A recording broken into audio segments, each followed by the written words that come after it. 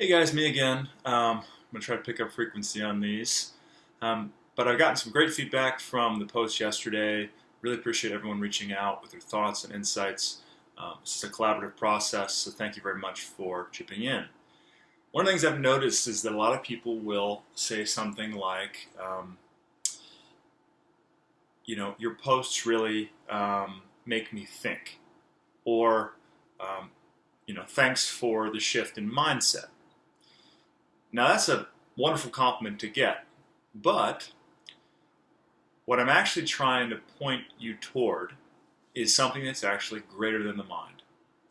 And I know that sounds completely impossible and irrational to Westerners, especially like us, who've been taught that the mind is everything. We live in a culture that props up the mind as this incredible tool, which it is, but it's a tool. And you have to ask yourself what sits behind that tool.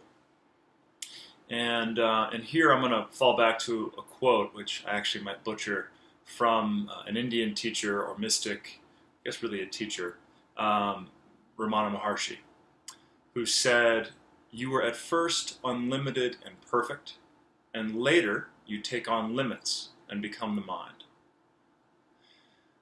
What he's pointing to is the fact that in your most pristine and natural form, you are pure consciousness.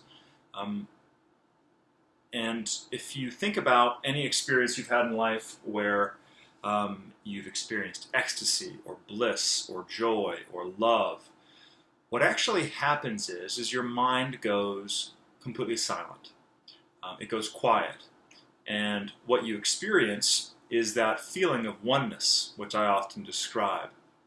That oneness is only possible because the barrier of the mind, the thing that creates the separation between you and another, or you and the moment, just dissolves away.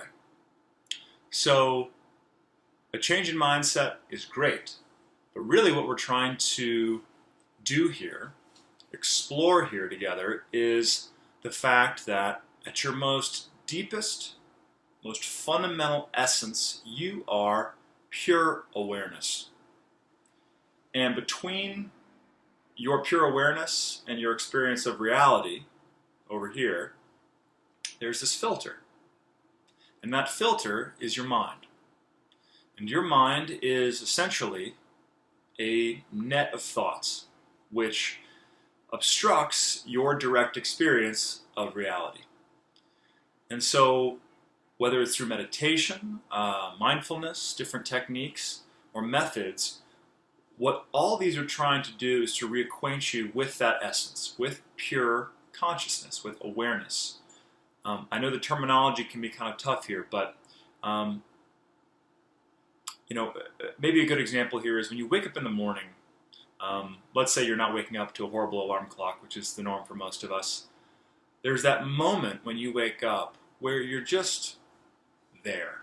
You're just awake. You're aware. And all the flood of thoughts have not come in yet.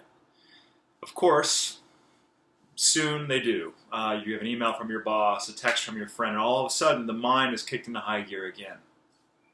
But there is that moment in the morning of just stillness. And that stillness is what you fundamentally are. So a change in mindset is absolutely something I'm hoping to encourage you all to explore, but that mindset actually is about dropping the mind and recognizing that some of our best experiences in life, I would say all of our best experiences in life, maybe all is too many, most of our experiences in life, save for intellectual exploration and things like that, are wonderful because the mind drops out. Our judgment drops out. And we're just existing in the moment, and we're one with it. So, a quick build on where we left off. Great. Thanks, guys.